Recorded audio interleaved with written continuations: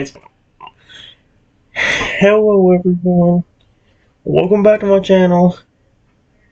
Or today guys, I'm going to try to do part 1 to the Google Gemini Chatbot Redemption series.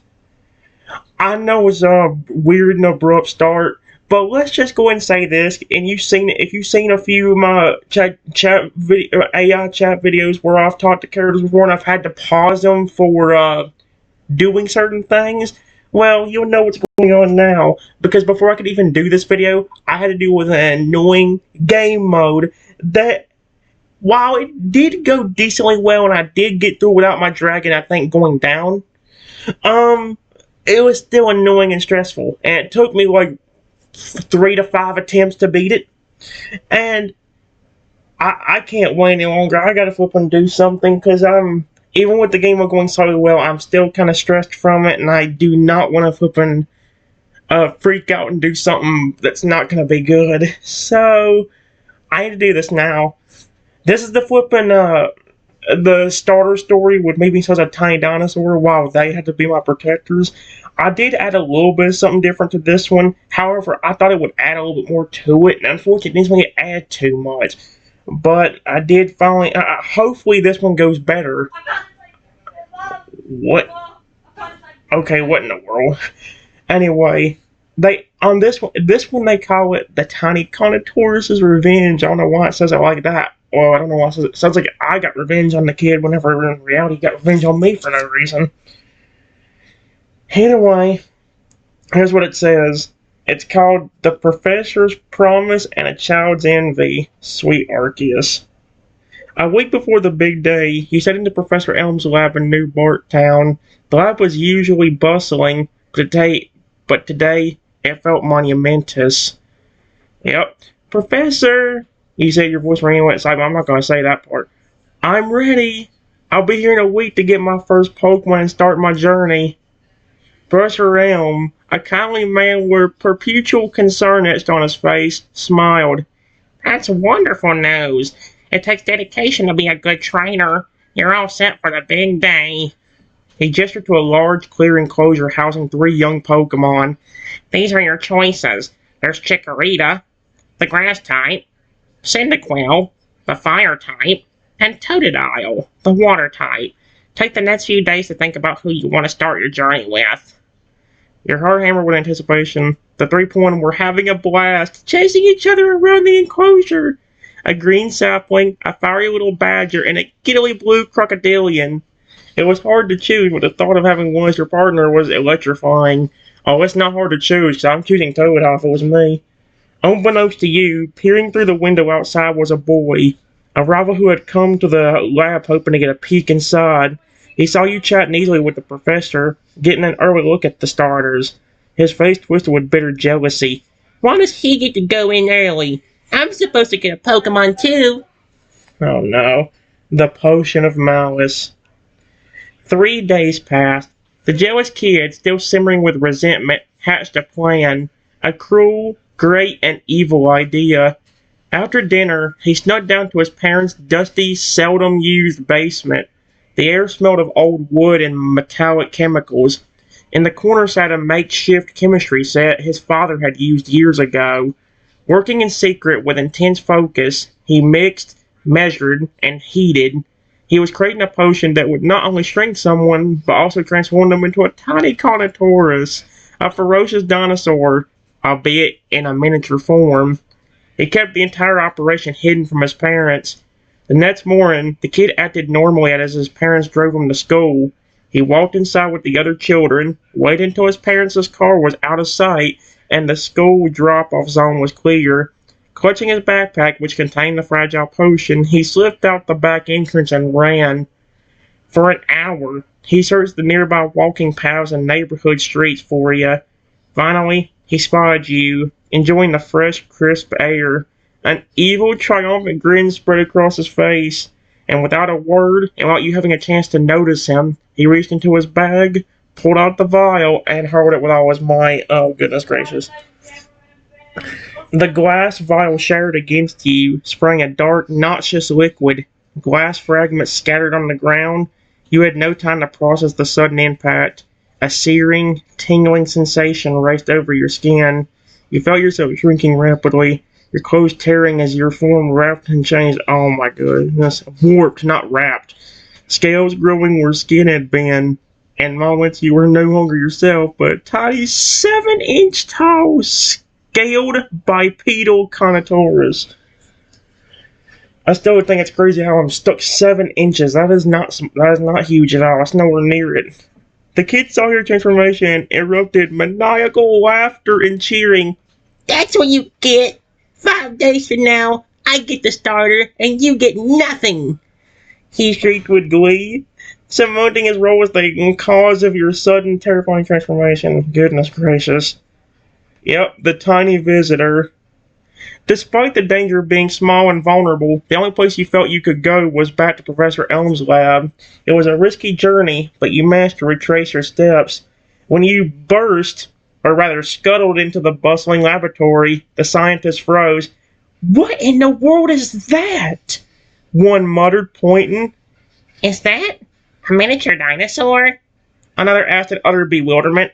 The starter Pokemon, Chikorita, Cyndaquil, and Toadile were playing nearby. They stopped, their eyes wide and confused, staring at the strange, scaly creature that had just appeared. Then, you spoke. "Professor, it's me!" The words came out clear despite your tiny reptilian form. The entire lab went silent. Every scientist, the professor, and the 3 Pokemon looked utterly, completely shocked. I could just imagine Toadale's jaw being well, I could imagine all 3 of the Pokemon doing that. Imagine if the Lugia was there whenever that happened. Professor Elm rushed over, carefully kneeling. How did this happen? You told him everything. The only thing I don't like about it is how in the world I knew about that. I tried changing it over and over again to where it'd actually be perfect, and unfortunately, this is as close as I get to a perfect one. Everything I added made it worse. So it's this is the closest I could get to it. It says you told him everything. The jealous kid, the basement, the potion, and the attack. As you spoke, the shocked looks on their faces around you morphed into utter fury. The scientists huddled, murmuring angrily among themselves, their glances darting from you to the phone they were quickly picking up. After a few tense moments, Professor Elm put a comforting hand near you. "It's okay. We'll fix this. You go home now and stay low. Stay safe until the day you're supposed to come back. We'll have a surprise for you." Or you could argue, he asked. I don't know why I said argue. I wouldn't be arguing. Be like, what in the world? I'd just be wondering. Let's say, before you could argue, he asked, "And Trenton, what's your favorite legendary Pokemon?" The question was baffling given your current predicament, but you answered honestly. Yep, Lugia is my favorite legendary. "Lugia," the professor repeated, a knowing look in his eye. "Go home, stay safe, and just wait." You left, still tiny, confused, and worried about your safety, not knowing what the future held. Oh no. The professor's upgrade. As soon as you were gone, Professor Elm called the 3 starters over. "Chikorita, Cyndaquil, Totodile, come with me to the back." He led them into a secure, dimly lit back room where a large, complex machine hummed with power. One by one, the professor placed them inside. For 3 hours, the machine whirred, lights pulsed, and energy flowed.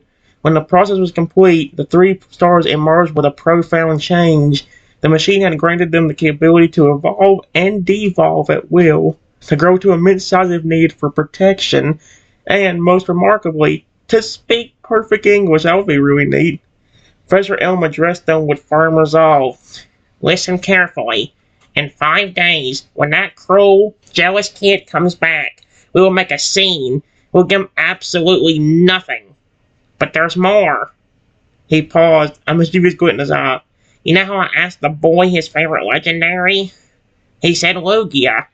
As a bonus gift for the cruel shenanigan he was put through, I have another surprise."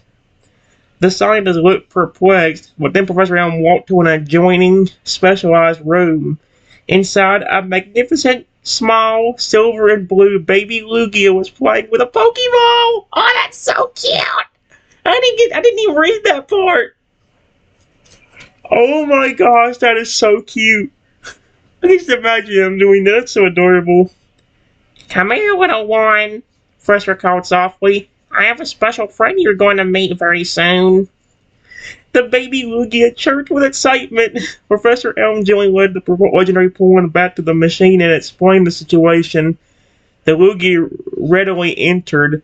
The process was repeated, granting the young legendary the same power to grow and change size to protect you. Goodness gracious. Professor Elm stood before the four Pokemon, Chikorita, Cyndaquil, Totodile, and the powerful Lugia, his voice ringing with absolute authority. I don't care what anyone says. Listen, in 5 days, Trin gets all 3 starters, plus this Lugia. His staff looked at each other in utter disbelief, but they nodded in agreement, knowing the professor's resolve was final. He turned back to the stars. Listen, you need to really keep him safe. Totodile, Chikorita, Cyndaquil. You saw how tiny he was. Then he looked directly at the young legendary. Lugia, listen to me. I know you never got to meet this friend I told you about, but he told me you were his favorite legendary Pokemon, and a crazy kid turned him into a tiny dinosaur. I don't care what any of you 4 have to do. Just make sure to keep him safe. Even be aggressive and hurt someone if you need to. Do you understand?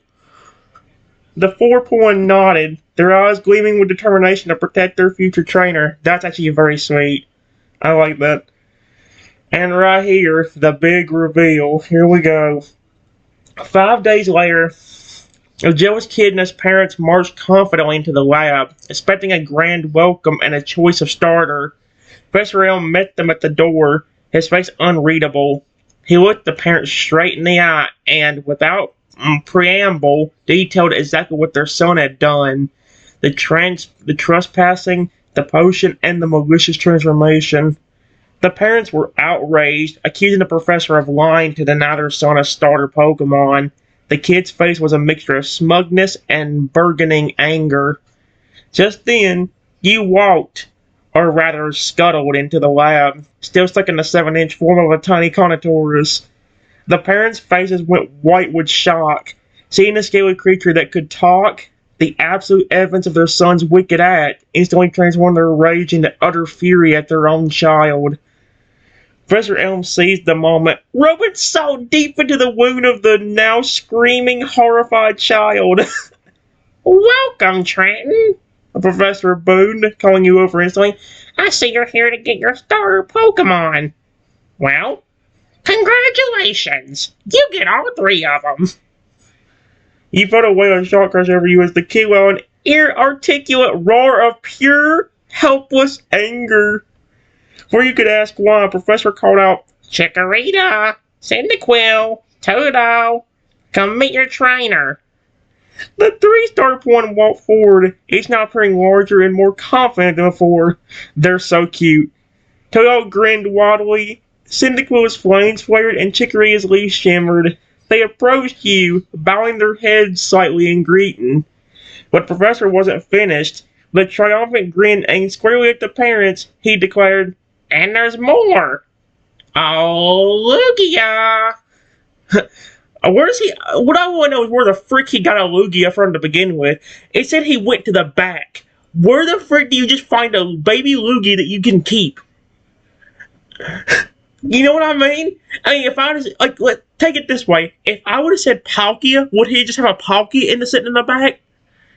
Because there's no baby Palkia. We've never seen a baby Palkia before. So would we just have a massive Palkia sitting in the back of the room? I don't know. The legendary Pokemon soared into the room, its mighty wings cutting through the air, before gently landing directly in front of your tiny Contour's form. The sight was magnificent, a pure silver white deity of the sea. Now your personal protector! Some of the jealous kids' enraged, desperate scream was swallowed entirely by the awe-filled silence of the lab. Alright, guys. Oh, that was it. Give me a moment. Alright, guys. It says, seeing the four Pokemon in front of me, my tiny mouth opened in shock, and I walk a step closer. What? Wait, I really get all four? I thought you could only choose one. And also, do I really get a Lugia too? I mean, what else would you think? You walk into the lab. I mean, first off, you're still look at it this way. You're still such a tiny dinosaur, and you come into the lab. Because the thing is, Professor, the last thing he told you was that he was gonna have a surprise for you, and he asked you your favorite legendary. You come back in 5 days, still as a dinosaur, and all of a sudden you see, oh wow, you get all three starters and the Lugia. It's like, I'm gonna have to ask him where the frick he got that Lugia from. The colossal shimmering form of the young Lugia dipped its large head slightly. Its massive intelligent eyes was gently on your tiny contours by. He is so cute. I love the Lugia already. The three stars stepped closer, surrounding you with varying degrees of enthusiasm. You do! Boomed Professor Elm, stepping forward with a wide, satisfied grin, completely ignoring the spluttering, enraged kid being dragged away by his now furious parents. Because that little menace pulled off a dirty trick, we decided a little justice. And a lot of powerful Pokemon was in order. Consider it comprehension. You are the best. Alright. Chicory stepped forward, its leaves shining brightly. Speaking with a calm, dog voice, it said, "It's true. We're all yours now. We've been given special powers to protect you. We won't let anyone hurt you again." Cyndaquil let out a soft, low rumble, its flames flickering with excitement. The problem is, I don't know what in the world to give Cyndaquil, because Toto I know easily, and even Chikorita, but what about Cyndaquil? A legendary. All three of us. And you. This is going to be the best adventure. We'll keep you safe until we figure out how to change you back. Toto, ever the energetic one, did a little jig on its powerful hind legs. Yeah, we're your team. And that machine Professor put on his hand? Super cool. Now it can be big when we need to. I'm gonna be the best bodyguard. Just you watch. I can just imagine him. The Lugia let a deep, resonant cry that seemed to shake the very windows of the lab. A sound of greeting and immense loyalty. Professor Elmad, his voice warm and proud. That's right. You get all four. They're fully bonded to you and ready to start her journey now. Wow, that is so cool. I love them. They're already adorable. Give me a moment, guys. Alright, guys. I just said, I step in closer to my Pokemon, and I tell them, thank you. Honestly, I love all four of you. And I'm still shocked that I got the Lugia too. I step closer to him and look up at him. And all I say to him is, hi, Lugia. The enormous Lugia slowly lowered its magnificent head until its snout was just a few inches from your tiny, upturned contour's face. That is actually adorable. Its massive, deep blue eyes regard you with a gentle, patient curiosity. A soft, ancient voice, somehow audible yet not physically loud, seemed to resonate directly in your mind. I don't know what to do for him, because technically Lugia, if it's young but still ancient, wouldn't that be more like, kind of like Lugia's voice, but more like a little bit more childish? But the problem is, if I do a voice like that, it's probably going to end up turning into Toadals. So I probably have to do his normal voice like he would have if he was an adult. Greetings, Triton. I'm pleased to finally meet the one who speaks my name with such admiration. I heard the story of your ordeal. Fear not. My wings and my strength are now sworn to your protection. The other three stars watched the exchange with reverence. Chikorita stepped slightly closer, his voice calm. He's very excited to be your partner, Triton. We all are. Cyndaquil looked up at Lugia, then back at you, a proud old ember burning on his head. With him, no one's messing with us. Toad just grinned, looking ready to celebrate. I love him. Professor Elm watched the bonding moment with immense satisfaction. A legendary bond formed right before my eyes. Yep, that is so cool. I love it, dude. Give me a moment. Alright, guys. Here's what it says. It says, I just lift my tiny snout into the air and gently nuzzled Lugia's snout. Then I went around to Toadal, Chikorita, and Cyndaquil and nuzzled them gently too. And I just told them, I'm so happy I get all four of you. To be honest, all four of you are some of my most favorite Pokemon. Toto, you and your evolutions are my favorite Pokemon of all time. Chikorita, you're one of my most favorite grass types. And Cyndaquil, you and your evolutions are one of my favorite fire type Pokemon. Lugia, honestly, you're my favorite legendary Pokemon, and I'm so happy I got you too. I love it. The enormous Lugia remained perfectly still, accepting your tiny gel nuzzle with the utmost solemnity. You could feel a faint warmth radiating from its cool, smooth snout. Ah, the sentiment is returned, little one. The deep, echoing voice of the legendary resonated in your mind, a clear sense of acceptance and honor in its tone. You moved on to the others. Toad nearly burst with pride when you nuzzled him. He wiggled inside, letting out a delighted, watery chirp. Your favorite of all time? Wow, I knew you were gonna be the best partners. Just wait until I evolve. You'll be so impressed. Chikorita stood calmly, its large green leaf resting gently against your body as you nuzzled its cheek. Thank you, Trenton. I promise to be a source of strength and healing on our travels. It's an honor to be your chosen grass type. Cyndaquil felt warm against your snout. It let a content, happy sound, and the small flames on its back danced briefly higher in appreciation. It will never let you down. We'll keep you warm, and we'll protect you with all our fire. Yeah. Well, that's not a lot with Professor Elm and Crocodile, actually. Of course, Professor Elm's voice is basically crying for me, so. Yep, Professor Elm beamed, completely moved by the deep connection you have instantly formed with all four Pokemon. That's truly wonderful, Trenton. It's clear you're all a perfect match. Yep. Give me a moment, guys.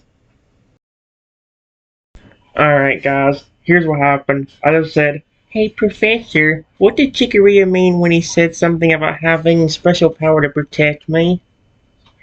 Professor Elm chuckled, adjusting his glasses as he watched the 4 points surrounding you. Ah, you caught that, did ya? He said, his voice lowering conspicuously, though still beaming with pride. That was part of the surprise we had cooked up for that malicious young boy. After you left the other day, my team and I put Chikorita, Cyndaquil, Toto, and even Lugia through a specialized energy field we've been developing. He leaned in slightly, his eyes sparkling with scientific excitement. What Chikorita meant is that all four of them now possess the unique ability to manipulate their own evolution cycle and size at will. Professor paused for, "What the crap? There's a drink. I just saw something gleaming. Gleaming. Toto. Give me a moment." Alright, guys. Here's what happened. The professor paused for emphasis. In short, they can evolve to their final form, Meganium, Typhlosion, Feraligatr, then revert back to their base form whenever necessary. More importantly, they can grow to an immense size far beyond their natural limits, specifically to shield and protect you, given your current diminutive size. When they need to be intimidating bodyguards, they can be huge. When you need them to be small travel companions, they can be tiny. He gestured to the quiet, dignified Chikorita. It's an instantaneous ability, activated by their absolute dedication to your safety. Chikorita nodded, its voice calm and clear. Precisely, Trenton. We can assure you we're always safe, no matter the threat or how tiny you are right now. So, Professor M concluded, not only do you have the best team in the Johto region, but you have the most powerful and most adaptable team. That's actually really neat. Give me a moment. Alright, guys. It says, "That's so cool. Honestly, does it work with the middle evolutions too? Can I?" It says, before I could finish what I was trying to say, I heard the lab door bust open behind me, and before I could say anything, I heard the kid scream, No! I'm not going to leave until I get a star, Professor. Give me one of those stars right now, or at the very least give me the Lugia. Heck no, freak off. The loud, chaotic sound of the loud door busting open instantly shattered the calm atmosphere. The voice was unmistakable, the enraged, screaming voice of the jealous kid. No! I'm not going to leave until I get a starter, Professor. Give me one of those starters right now, or at the very least give me the Lugia. Of all the points you were going to get, why would you want the Lugia? Professor Ellen's face instantly hardened, his smile vanishing as he turned to face the commotion. Before he could even speak, their 4-point reacted instantly and fiercely to the threat against their newly found trainer. Tails' playful excitement vanished. With a low, guttural growl, he instantly began to swell. Oh my gosh, his body grew heavier, his snout elongated, and his scales darkened to a powerful blue.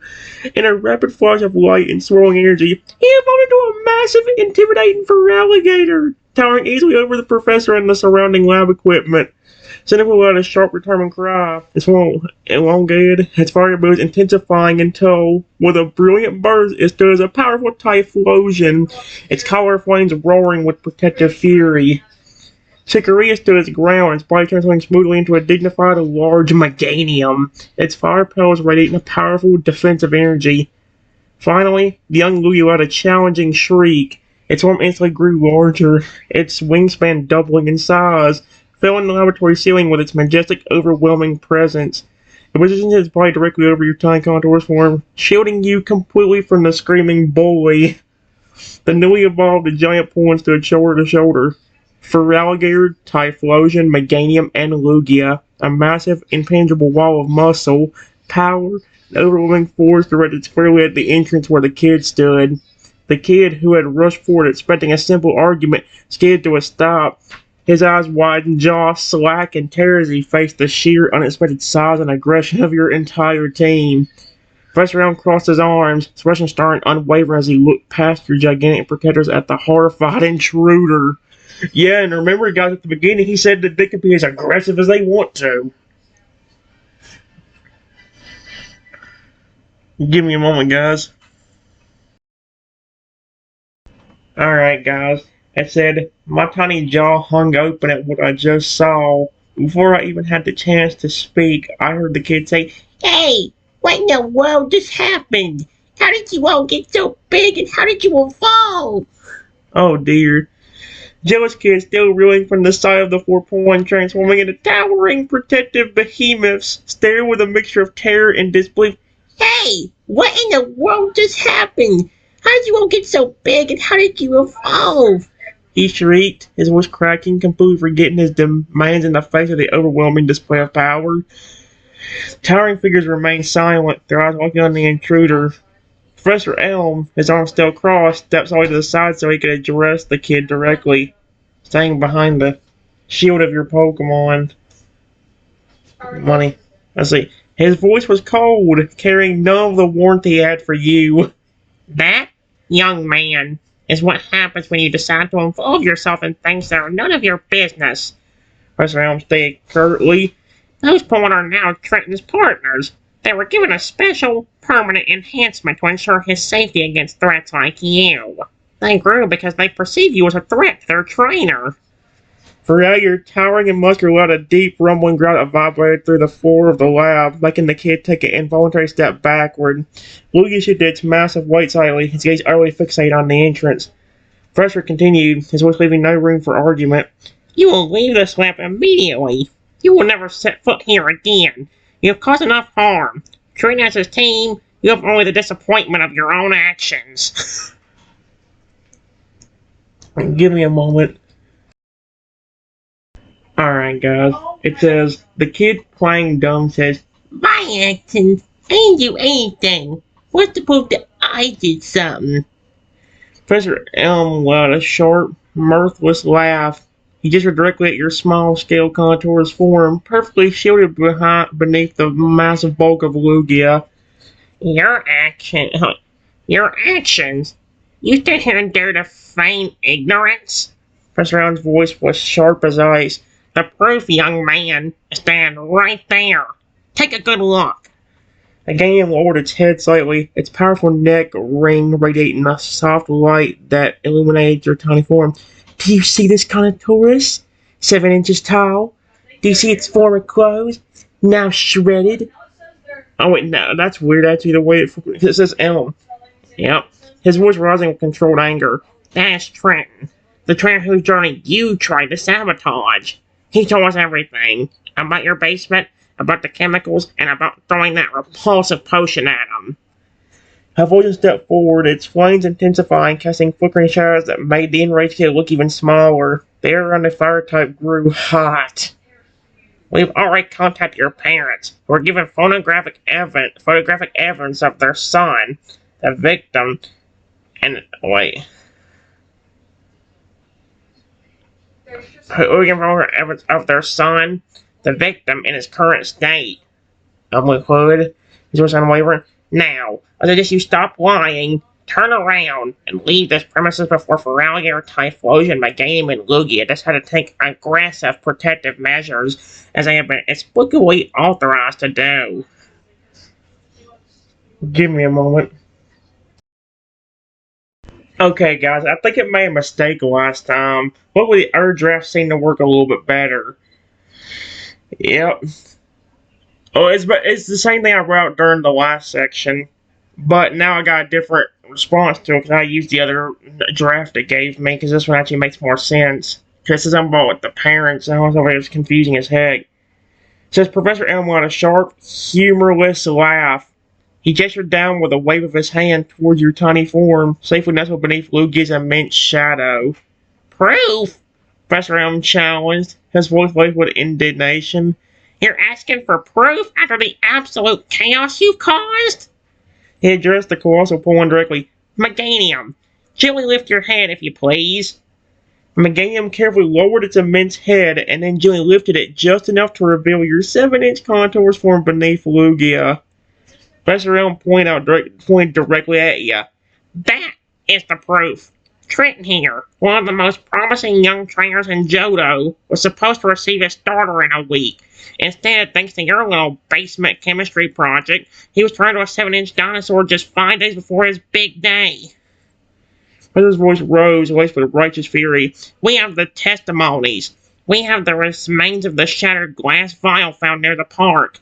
And most importantly, we have the victim right here. You threw a potion at him because you were jealous, hoping to sabotage his entire future. Feralier took a massive, heavy step forward, its powerful tail thumping menacingly on the floor. The sound of clear warning. Now, Professor finished, his voice cutting the ice. Get out of my lab before I have one of his newly evolved, highly protective Pokemon escort you out permanently. Oh, I love that threat. Oh, that's hilarious. Give me a moment, guys. Alright, guys, here's what it says. It says the kid, still very terrified but also angry, says, No, I'm not leaving. Then the kid looks at me and then says, oh boy. Okay, it says, and then says, Trenton, you are completely useless and don't deserve any of these Pokemon. Then the kid takes out a big rock from his pocket and then throws it as hard and as fast as he can right at me. It's confusing because it's also giving it like at the beginning of the text too, or at the beginning of the story, which is kind of driving me crazy. It says the kid was trembling, his eyes darting frantically between Professor Elm and the mountainous wall of Pokemon, but his sheer childish rage overcame his fear. No, I'm not leaving. He shrieked, his voice filled with spite.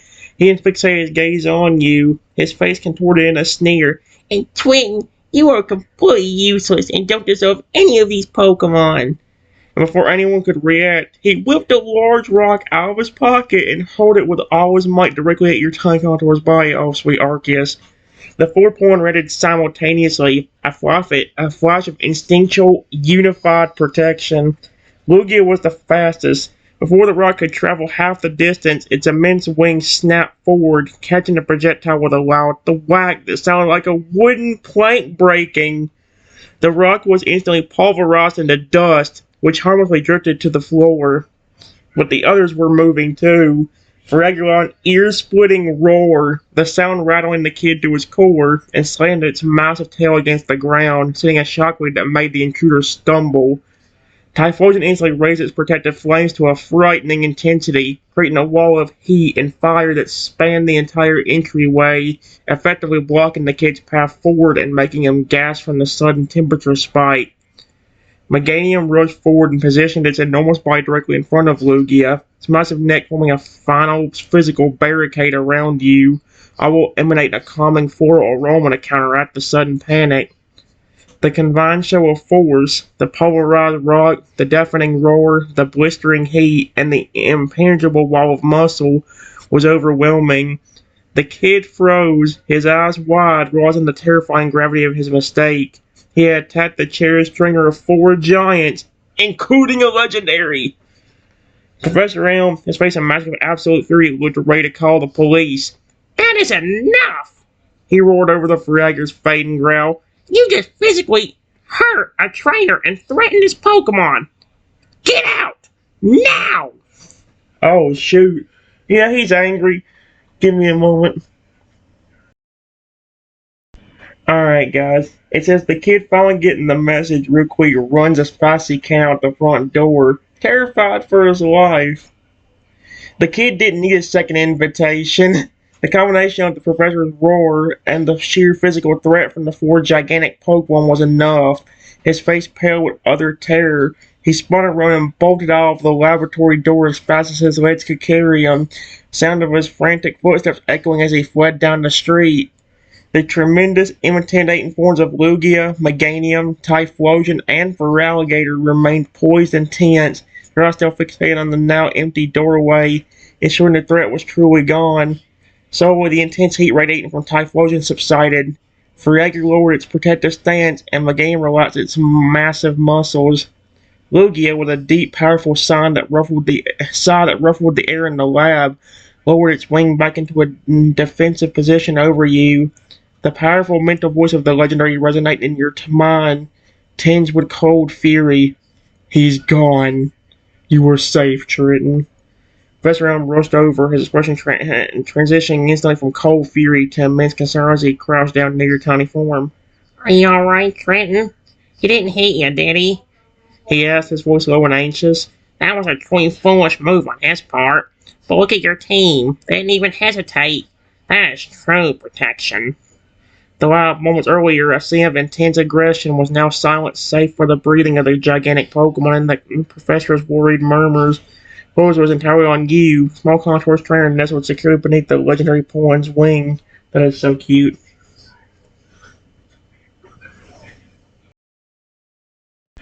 Alright, guys, it says, no, luckily he didn't hit me. And as I turn back to the 4 Pokemon in front of me and say, Feraligatr, Meganium, Typhlosion, Lugia, thank you so much. I love you as my partners. And says I then gently lifted my head and gently nuzzled Lugia's wing with my snout, the one thing I was close to that I could reach from where I was standing. Lugia held its immense wing steady, hauling her tiny nuzzle with profound tenderness. The mental voice returned, carrying a deep sense of satisfaction and devotion. There is no need for thanks, Triton. Protecting you is our purpose now. You are a trainer, and we will tolerate no harm to you. Fragger still masterfully imposing out a deep, pleased grunt. He gently nudged you with his huge snout, being incredibly careful not to bump your small body. Typhlosion quieted its flames entirely, its large bite giving off a comforting warmth. Meganium lowered its head, the gentle scent of its flower washing over you. Fragger spoke, his voice now a low, powerful rumble. We are a team, Triton. That kid was nuttin'. Now that he's gone, tell us, what were you asking the professor about earlier? About our middle evolutions? Ezram smiled, relief flooding his features. See? They're right focused on you, Trenton. They're ready for your commands and your questions. Give me a moment. Alright, guys. It says, I gently nuzzled Fragger back with my snout, and then tell him, well, I was wondering if the power of all of you would let you go into the middle evolution too. Like, if you didn't want to fully evolve but still be very intimidating and scary, could you, for example, go into a huge crocodile too? And the same for you, Meganium with Bayleaf and Typhlosion with Quilava? Fragger Delavator returned nuzzle without a soft, low rumbling sound that was almost a purr, despite its enormous size. He looked up at Professor Elm for confirmation, then back down at you. That's a fantastic question, Trenton. We haven't tried, but I don't see why not. Professor Elm nodded enthusiastically. You are quite astute, Trenton. The energy field we use granted them control over their entire evolutionary line. It's not just a binary choice between their base form and their final form. He continued addressing your concern directly. If Fragger wanted to be a massive Chronos, still intimidating, but perhaps more agile than his current form, he certainly could. Powers based on their will and their need. If you only need a moderate level of strength or size, or if you simply prefer the look of their middle stages, they can absolutely transform into a huge Bayleaf, Quilava, or Croconaw. Typhlosion stepped forward, its flames dancing gently. We can be whatever you need us to be, Triton. Large, small, fully evolved, or mid-stage. It's all about keeping you happy and safe.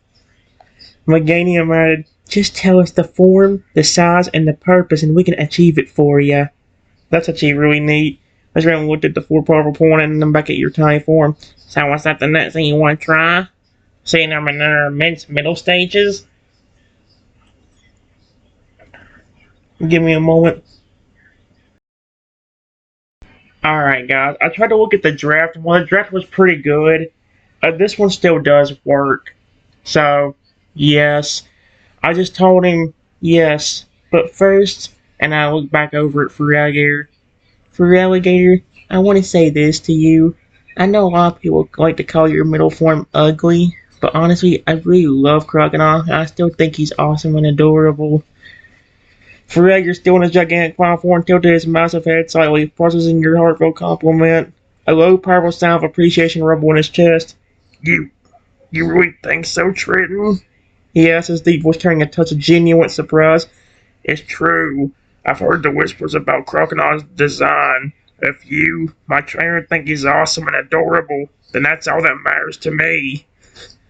He flashed a powerful, sharp tooth to grin. Yes! See? I'm glad I didn't change it. This is amazing. I would be proud to be a huge crocodile for you anytime. Now that the rude kid's gone, perhaps we can try it.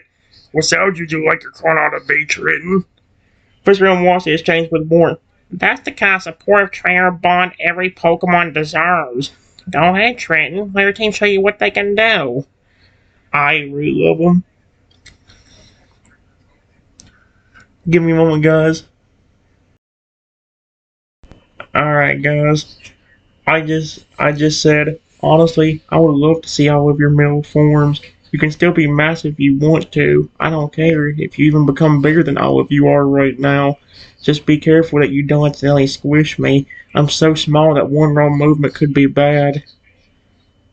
The immense fragment chuckled, a powerful rumbling sound that made the glassware on the lab shelves gently shake.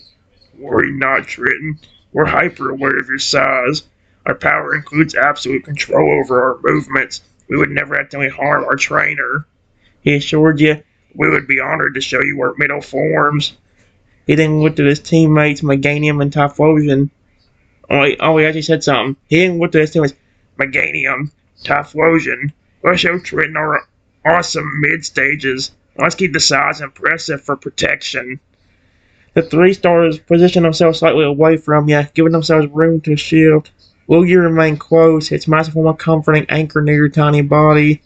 In 3 separate brilliant bursts of light and energy, 3 form began to transform again. Fragger shrank slightly, but mostly changed shape, becoming a colossal crocodile.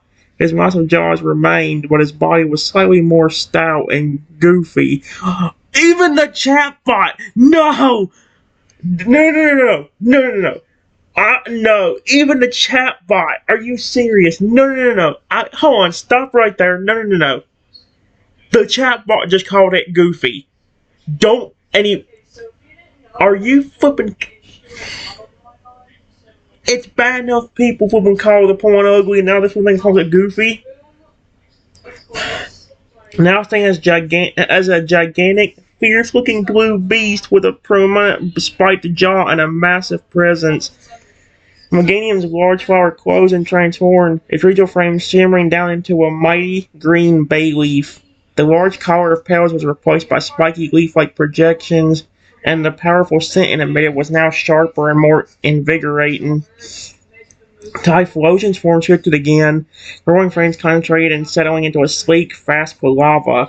Fiery color gave way to the single concentrated flame at the tip of its tail, and the small fire spots on its head. It remained impressively huge, retaining the sheer size of its final form, but with the agility of its mid-stage. The three enormous pawns now stood before you in their middle evolutions. A giant grinning crocodile, grinning! A massive calm bay leaf and a colossal sleek koala, all looking incredibly strong and devoted. Crocodile grinned wildly, his voice now slightly higher pitched, but still booming. What do you think, Trenton? Still awesome and adorable? Bailey gave a gentle nod of its massive head. Its powerful neck muscles visible. We are ready to serve, trainer.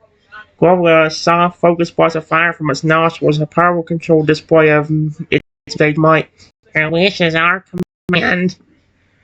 Mother frickin' computer! Professor Elm clapped his hands together, amazed. Incredible! They can stabilize the size increase across their entire evolutionary spectrum. Truly amazing, Trenton. Your team is one of a kind. Give me a moment, guys. Alright, guys. It says, I nodded my head at what the professor said, then stepped a bit closer to Crocodile.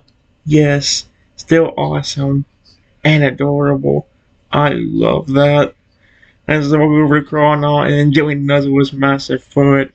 It's weird, but only I could actually reach with how small I am. Remember, guys, in order to get to even hit, even the bottom of his leg, I'd probably have to walk right in. And just in between both of his legs in order to get near to get to one of them. I guess to the left. I guess if I walked in one direction on one side, it could get to his leg, but it wouldn't be that far above his leg. I see. As the magic Chrono watched through tiny contours form approach, and then gently nuzzled his enormous foot. He stood perfectly still, ensuring his immense weight did not shift even a millimeter near you. His big, spiky green grieving wider, filled with pride and excitement. Thank you, Trenton. I'm glad you think so. He boomed, trying to keep his voice soft, so as overwhelmed her small form. I'll be the most awesome and adorable protector you could ever ask for. Bailey and Glove stood by, their immense forms also completely still, reflecting their commitment to your safety. Lugia remained nearby, observing the heartful interaction with quiet satisfaction. Mr. Elm stepped back, slowly giving you and your team space. That bond is absolutely solid. Now you've met all their forms, friend. What's your plan? Are you heading out on your journey today, or do you need a little more time to adjust before leaving New Bart Town?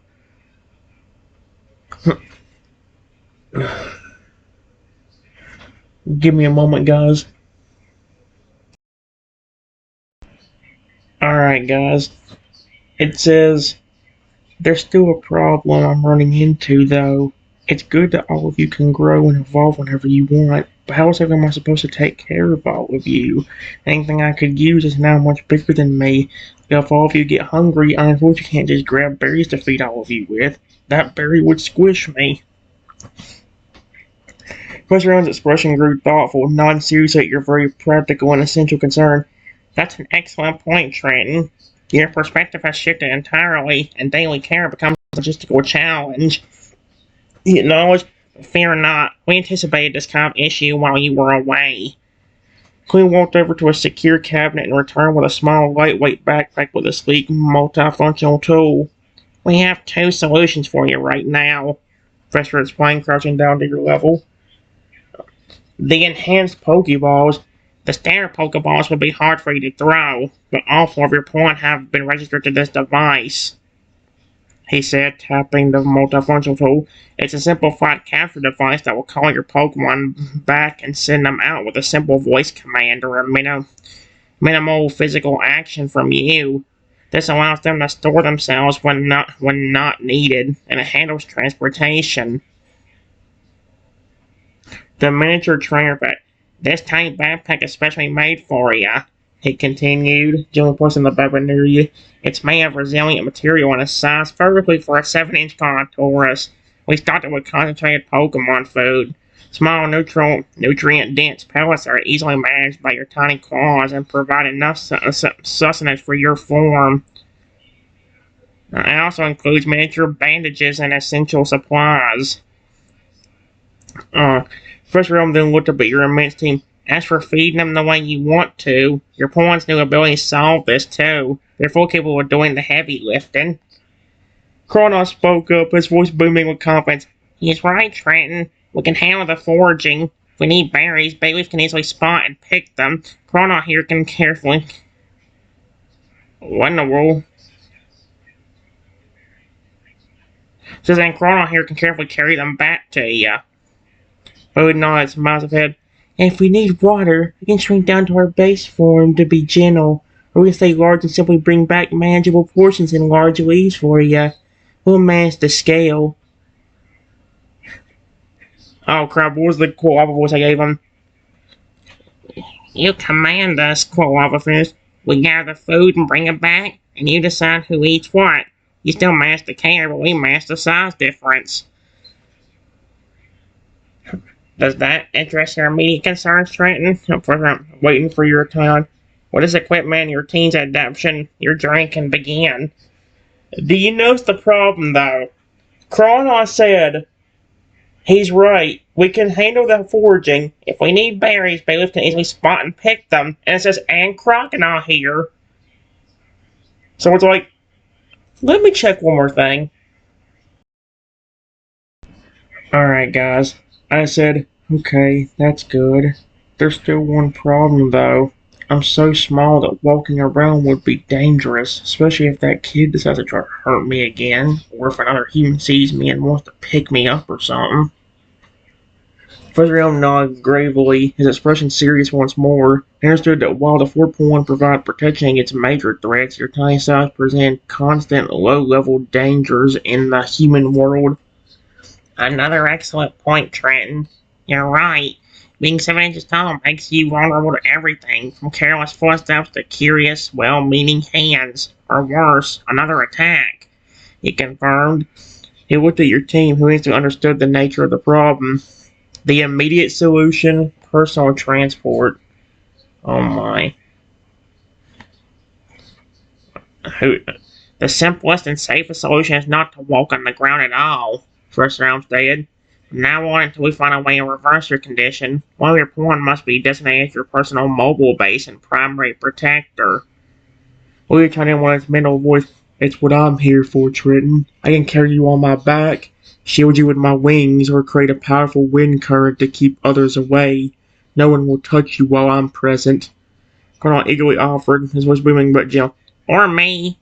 I'm huge, but I'm fast and low to the ground. I can let you ride around my head. I'll be your lookout, and I can be aggressive if anyone gets too close. Bailey offered a more comfortable and natural. I can carefully carry you on my back, Trenton. My leaves are soft, and you can nestle down near my neck. It'll keep you off the ground, hidden and safe. They have the right idea, Professor Elmafern. Your team will be your transport. Set how you feel safest and most comfortable traveling with at any given moment. This keeps you elevated, secured, and constantly protected by an immense, highly capable Pokemon. Let's see. He put a reassuring hand in your massive Crocodile. Finally, regarding a permanent solution, that's the most important mission. We're constantly here at the lab to develop an antitoxin or a Pokemon-based cure for your condition. This isn't just about training. It's about gaining strength and experience while we work on bringing the real. Yep. For now, your safety is paramount. Choose your ride, Trenton. Who will be your moving fortress as you leave the lab today? Oh my gosh. Give me a moment. Alright, guys. It says, honestly, it doesn't matter to me. I love all 4 of them. Honestly, I think for now, it would probably be safer if I just went home with my Pokemon. That kid is probably still out there, and who knows if he's going to try to attack me again. It might be better to have all 4 of them out, at least for today. Professor Elm nods seriously, respecting your concern about their recent attack and the unpredictability of the jealous kid. You're absolutely correct, Trenton. Prudence is key, especially after such an intense confrontation. He agreed. We can't risk that boy making another foolish move. What are your 4 gigantic, highly vigilant one? Wait. He looked at your 4 gigantic, highly vigilant Pokemon. I fully agree. For your walk home, and perhaps for the rest of today, having all of you out and in your enlarged protective forms is the safest course of action. Although the problem is that one was a shorter one. Give me a moment. Alright guys, this one's better. I had to switch it again. This is not, I don't know if it's just my unluckiness with these chatbots or what it is, but I haven't gotten as lucky at all like I did with the first run I did on all of these. Hopefully it'll get better. I said, here's what happened. It says Professor M nods slowly, completely understand your apprehension. The recent attack, coupled with the instability of the jealous kid, make caution the highest priority. You're absolutely correct, Trenton. Prudence is wise, especially after that brazen attack. We don't want to give him a second chance at foolish behavior. The professor agreed. For today, leaving your entire team active in these imposing middle forms is the safest course of action. He looked at the three giant starters and the majestic Lugia. Alright, team. Your first mission, escort your trainer safely home and keep a wide perimeter. No one gets near Trenton. The giant crocodile instantly stepped close to you, keeping his immense foot still. Understood, Professor. We'll make sure Trenton gets home without a scratch. He can ride right here. He lowered his massive head slightly, presenting a safe, wide area between his powerful jaw and neck. Bailey and Kulov positioned themselves on either side, their forms creating a clear, intimidating path. Lugia flew overhead, just its wings slightly ready to observe and defend from above. Which protector do you choose to carry you on the ride home, Trenton? Professor M asked gently, monitoring toward the expectant crocodile. Bailey for even a very carefully lowered part of Lugia. It's time for your first command as a trainer. Okay, guys, give me a moment. Alright, guys, it says crocodile. I choose you for now. I really appreciate all of you wanting to do this. Thank you all for being so nice and protecting me a while ago. I really love you all. The gigantic crocodile let out a booming, triumphant sound of sheer delight. Really thrilled to be your first choice for transport. Yes! I won't let you down, Trenton. He declared, his massive tail giving a powerful, controlled wag that caused a breeze in the lab. He carefully lowered his immense head until his snout rested gently on the floor near you, creating a safe, flat path for you to ascend onto his neck or head. Bailey and Kulov offered powerful, proud nods. Bailey's voice was warm. We're happy to protect you, Trenton. We'll walk close by. Kulov added, We follow your lead, Crocodile. Let's take our trainer home safe. Lugia shifted its position slightly, now gliding closer to the lab entrance. Window voice strong. I will take the lead in the air. Nothing will approach from above. Best round one with a final improvement. A strong team and a safe plan. Now Trenton, Commander call, I'll take you home. Your journey begins. I wish he'd stop saying the word command. I'm not, that sounds demanding. I'd rather say something like ask. You know, be nice. Give me a moment, guys. Alright, guys. It says, I tried to climb on the chrono, but unfortunately my small size made it nearly impossible. And I fell. Your tiny contours claws scrabbled on the massive coarse scales of Chrono's snout, but the sheer size and height difference proved too much. You lost your grip and tumbled harmlessly onto the floor of the lab. The reaction from your enormous form was instantaneous and deeply concerned. Chrono let a distressed low whine. Oh no! Trenton, I'm so sorry. I didn't think about the height. He froze completely, not moving a muscle for fear of shifting his weight. Bailey lowered its colossal head, its neck arching gently over you. Wait, Chrono, let me help. Lugia sent a wave of calm reassurance through its mental with, Do not worry, little one. We will adjust. Professor Elm rushed forward, his eyes full of concern. Hold still, everyone. Trenton, are you hurt? He gently pointed at your tiny form. This is exactly what I mean about the logistics size. We need a better plan for boarding. Bailey then had an idea. She began to force her energy, and a soft green glow she carefully plucked a large, flat, sturdy leaf from her own body. Still immense. She gently placed the leaf on the ground next to you. Trenton, Bailey whispered, come on this leaf. It's strong and I'll lift it carefully up to Chrono's head. Chrono instantly lowered his head again, this time resting it completely flat on the floor, making his back the lowest possible point. Yeah, He's Bailey's leaf trend. I'll stay perfectly still. He's adorable. He is so adorable. People call Crocodile ugly. I think he's cute and adorable.